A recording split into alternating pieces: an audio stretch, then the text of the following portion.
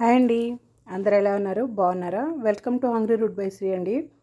ఇది నూనెలో వచ్చిన మడ్డి అండి. మనం ఆయిల్ ఒకసారి వాడాక వాడకూడదు అనుకుంటాం కదా. చూడండి, నేను దాన్ని ఒక విధంగా దాన్ని క్లీన్ చేశాను. చూడండి ఎంత నీట్గా వచ్చిందో. మనం ఎలా పోసుకున్నామో అలాగే వస్తుంది. ఇంకో చూసారా, ఆయిల్లో చాలా మడ్డి ఉంటుంది కదా, మనం ఏదైనా పిండి వంటలు చేసినప్పుడు అట్లా.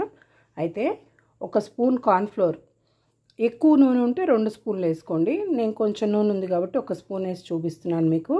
ఇట్లా బాగా పల్చగా, కొంచెం ఎక్కువ వాటర్ పోసుకొని బాగా పల్చగా చేసుకొని, నూనె కొంచెం వేడైన తర్వాత మనం ఈ కలుపుకున్న దాన్ని నూనెలో వేసేసుకోవాలి. వేసేసుకొని బాగా కలుపుతూ ఉంటే ఒకానొక టైంకి మనకి అది ముద్దలాగా వచ్చేస్తుంది అనమాట.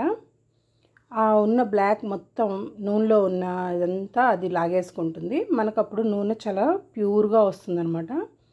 ఇది నేను శనగ నూనె, అందుకని నాకు ఈ కలర్లోనే ఉంది. చూసారా మడ్డంతా ఎట్లా వచ్చేసిందో. ఇదంతా మనం వడగట్టేసుకుంటే మన నూనె అనేది నీట్గా వచ్చేస్తుంది అనమాట. మీకు అందరికీ యూజ్ అవుతుంది అనుకుంటున్నాను ఈ టిప్. ట్రై చేస్తారా మీరు కూడా?